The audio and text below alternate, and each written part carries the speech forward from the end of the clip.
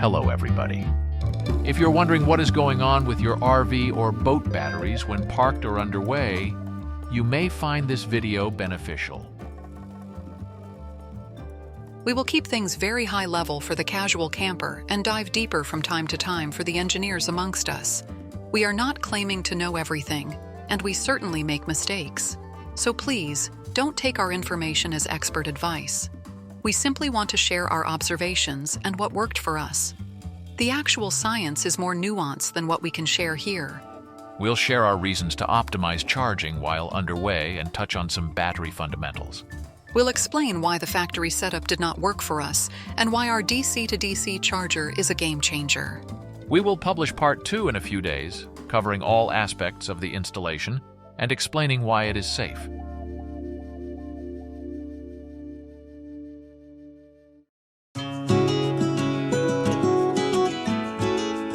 We'll use Snugglebean and Emerson to explain a variety of uses and technologies that apply to most RVs and boats. Most of our RV and boat travel is in the western United States, where a large percentage of the land is public or government-owned. City parks and public marinas have utilities for most of their customers and are more expensive than our state parks. Federal campgrounds or anchorages are cheaper or even free, but mostly offer no utilities at all. And in our experience, the lack of utilities often goes hand in hand with beautiful surroundings for both Emerson and Snugglebean. We are more likely than not to camp among evergreens impeding our solar panels and without shore power. And we favor quiet coves over busy marinas. Arriving with our batteries as charged as possible makes a difference. Like many RVs, Emerson is stored under a roof and plugged into power. That allows her to start every cruise with a full 480 amp-hours or 100% of her AGM batteries. Snugglebean, like so many boats, is not plugged in while in storage, and her cover prevents solar charging. We use her interior lights when we work on upgrades and turn on her fridge a day before a trip. She started her last trip with her 400 amp-hours of lithium batteries at 87%. Our experience likely covers your use of batteries, lithium or lead-acid batteries, and fully or partially charged when starting out. Let's look at some battery fundamentals and what they mean to us. The recreational industry started with some very basic gauges and information in regards to the state of the batteries. This high-level information is primarily based on voltages. Soon, displaying detailed voltage became a thing, which has confused many recreational users ever since. To explain these voltages, we need to make a brief detour into battery technologies. All lead-acid variants follow this sort of curve, and thus, for most of this discussion, we will refer to all of the variants simply as lead-acid. The voltages are slightly different for the variants, but the chargers and monitoring equipment have settings that will interpret things roughly like this. Ignore the first little bit and the progressive decline when almost depleted. And it is relatively easy to relate voltages to battery capacity. Because of this, we can find tables all over the internet that attempt to give us some sort of idea of how the voltages on our displays relate to the state of charge of our lead-acid batteries. 2 decimal places give us a sense of precision when in reality, the numbers are anything but. These charts hide the impacts of overall age and health of our batteries, temperatures, and other factors that impact what the voltages should tell us. Worst of all, most published tables don't tell us that these voltages should be measured after the batteries have been at rest for a few hours. At rest means no charging or discharging. Beware of voltage tables and readouts. What the voltages mean depends on the exact chemistry of the battery, as you can see in these tables, but also on the health of the battery or battery bank, and other factors like temperature. And batteries must be rested when the measurement is taken. And they rarely, if ever, are. It is unlikely that the battery voltage you see relates directly to any of the tables you can find on the interwebs. If voltages are all we have access to, here is how we think about them when it comes to our lead-acid batteries. 13 volts or more, our charger is working. 12 volts or less is low, too low for us. If we really want to know what is going on with our battery, We have to use a device called a shunt. More about that later. For example, these are Emerson's 3 lead-acid battery banks. They are separated when not being charged. The house bank reads 12.3 volts. If we use the tables, we would equate that to 55% of battery capacity. But the battery is consuming 17 amps, meaning it is not at rest. The shunt lets us know that the battery bank is still at 64%. Quite a difference. The second battery is the thruster battery. It has been at rest for about 14 hours. 12.9 volts according to the table means fully charged. I believe that. The engine battery is still okay but low. There is no good reason for it to be this low. I need to check into this. 14 volts cannot be found in any of the battery tables. With the engine running and the alternator charging at almost 20 amps, the charger raised the voltage at the battery terminals to its own output voltage. All batteries are being charged, and the shunt lets us know that the house battery is up to 85%. But we have no idea how charged the other batteries are until we turn the engine off and wait a while. Voltages alone can cause confusion when it comes to lead-acid batteries, and it only gets worse for lithium batteries, like those in Snugglebean. Similar to our use of lead-acid, we use lithium or lithium-ion as an umbrella term. Our Battleborn batteries are lithium iron phosphate, but there are also others. Lithium batteries maintain a relatively high voltage as they discharge and then fall off the cliff, making it even more difficult to interpret the voltages. A shunt makes even more sense for lithium. I would consider it required. A shunt is a device that is, by necessity, very close to the bank it monitors. This results in much more exact voltage readings. It also measures all electric current in and out of the battery. Additionally, these devices are typically highly configurable and, when configured correctly, can provide very precise information. In this example, if the only readout came from our solar charge controller, we would think that the battery voltage is 14.1 volts. It isn't.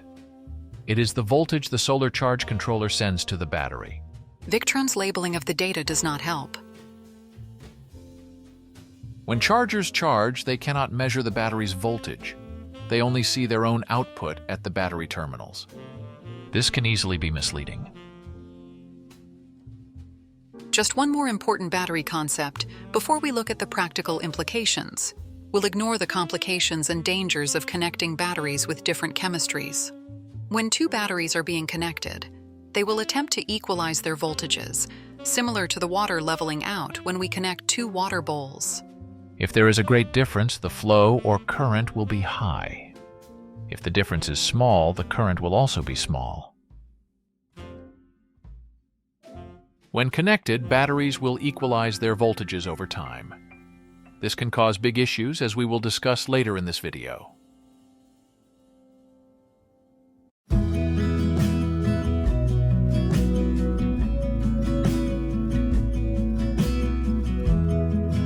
As before, Emerson represents boats and motorhomes stored while plugged into power. In the left corner at 3,000 pounds, Snugglebean joins the fight for RVs and boats stored without the means to maintain their batteries. If you have a towable RV plugged into the side of your garage, your case is somewhere in between these two. Emerson uses quite a bit of power while underway, but her alternator provides all the power needed to maintain the batteries. Hindered by the lack of daylight, clouds, orientation towards the sun, partial shading, and a low-thrills charge controller, our old solar panel does not contribute much and sometimes nothing at all. Snugglebean's 12-volt compressor fridge will be the only thing running, consuming about 3 amps on average, and allowing for some tiny parasitic draws, we estimate the total consumption to be 4 amps. The 7-pin does not seem to provide any discernible charge, a topic we will explore further. The solar setup is much nicer than Emerson's, but the positioning of the panels along the curved roof of Snugglebean assures that only a portion of her 620 watts of solar is exposed to the sun. Lack of daylight, clouds, orientation, etc. are still issues, but in good condition, her solar system may keep up with the power consumption and maybe even charge the batteries. Wanting to be generous, we estimate an average of 5 amps per hour on a 5-hour drive, or 25 amp hours. We would need ideal conditions and longer drives to arrive at our destination with fully charged batteries. Let's share our theory about the lack of charging from our tow vehicle via the 7-pin. Our tow vehicle has a 170 amp alternator that charges the car's battery at 14.4 to 14.8 volts and maintains it at 12.9 to 13.2 volts. The tow vehicle's battery is a robust AGM battery, and the vehicle's battery management system utilizes a shunt to maintain the battery's state of charge between 70% and 80% to maximize battery health and fuel efficiency. Our nüCamp Tab 400 uses 4 100 amp-hour Battleborn lithium-ion batteries. Their resting voltage when full is 13.6 volts, 13.2 volts at 50%, and roughly 13.35 volts at the 87% in our example. The batteries are charged at 14.2 to 14.6 volts and maintained at 13.4 to 13.8 volts. All of this data made my eyes glaze over. Let's step through what this means to us in practical terms. Please remember, this is our particular situation. Yours may be different. We found that to be especially true for hybrids with regenerative braking. Case 1. Starting our trip, we connect our tow vehicle to Snuggle Bean, turn the engine off, perform and double-check our safety checks, and when all is right and ready, start the engine and get going. We measured only 12.23 volts at the battery. That could be its age or the fact that it isn't actually at rest. The batteries will start equalizing and energy will flow from the trailer battery to the car battery. This voltage difference, along with the low internal resistance and the relatively large capacity of Snuggle Bean's lithium batteries, could cause a damaging inrush into the tow vehicle battery. Fortunately, there is a fuse, and our time is short. Case 2. The car's starter makes a big dip into the car's battery. The alternator will start high to get the battery back to 70 to 80% of capacity. The trailer batteries can accept a charge of 50 amps each, or 200 amps in total. With the voltage in line with the battery's absorption charge, the trailer batteries will try to get more than the car battery is designed to provide. The resistance of the wiring limits the current, and a factory fuse protects the wiring if the current gets too high. This is a vulnerable time for the alternator, as it has to produce up to 20 amps more at idle than it normally does. We don't know if it is designed to handle the resulting heat buildup for very long. Case 3. Using its shunt, the car determines that its starter battery has been replenished. The car's battery management system will vary its voltage and output current to maintain the battery at about 12.6 volts. If the battery is charged to about 80%, it will stop charging and, by doing so, conserve fuel. This is the primary reason behind this technology. Please remember that your configuration may be different, but our setup will cause the batteries to equalize over time until the car battery reaches 100% or 12.9 volts. After that, the trailer battery would theoretically become a trickle charger and would slowly draw down to about 30% over a very long period of time. Longer than we would ever drive. Case 4. Pit stops. We take breaks to get gas, eat, bio breaks, etc. We are back to case number 1, except the duration is much longer. We may see a slight decrease in Snuggle Bean's batteries, but this scenario is of much greater impact when the trailer batteries are also a lead-acid variety. Since the overall capacity is lower, we assume that we would have drawn down the trailer batteries to 50%. But our tow vehicle would have provided more of a charge, so let's further assume that we are back up to 60% at our pit stop, or 12.4 volts. The batteries would start their equalization and draw down the car's starter battery. This could also happen with lithium trailer batteries if we completely depleted them.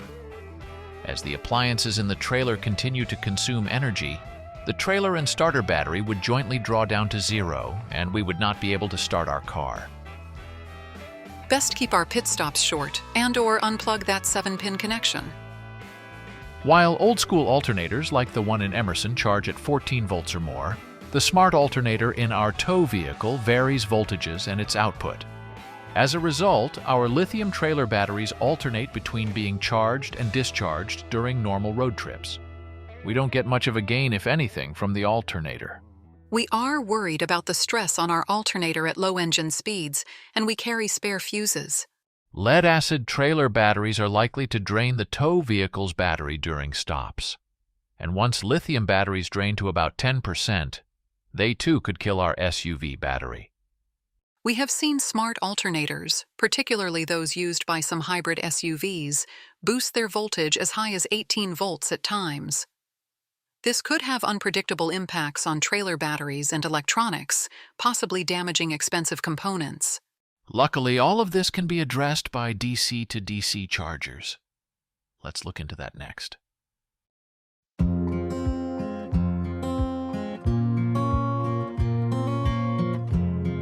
This device addresses 90% of our concerns. There are many brands and models, and we will highlight some significant benefits we derive from using the same brand as our solar charger and shunt, Victron Energy.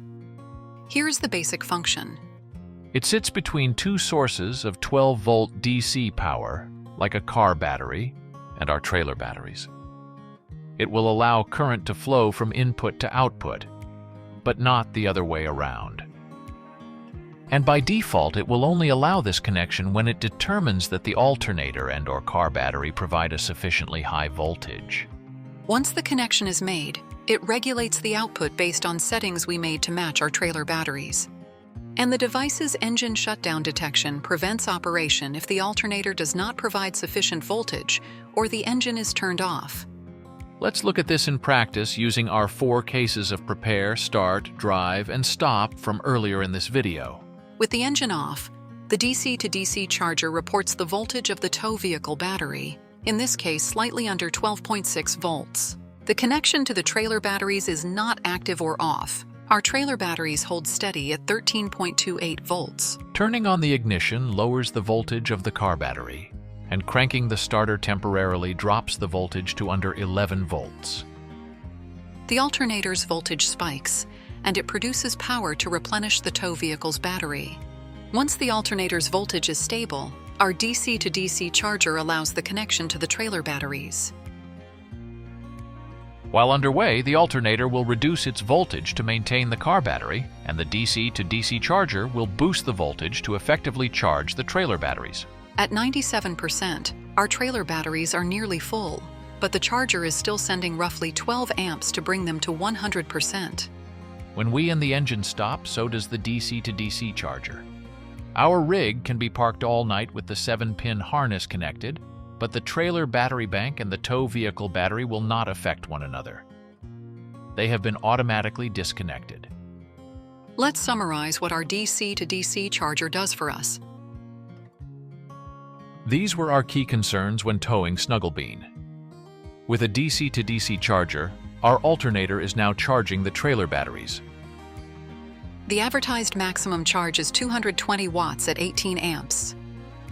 We believe that our alternator can handle about 20 to 25 amps in addition to its regular load. Since the charge current is limited, so is the chance that we blow a fuse. On the input side, the current tops out at 21 to 22 amps, but so far has remained under 18. And arguably, the biggest benefit for us, and many others, is that the trailer batteries are automatically disconnected when the engine is not running. This $100 device is a huge improvement for us. Check out Part 2 for installation and configuration details, as well as a safety discussion.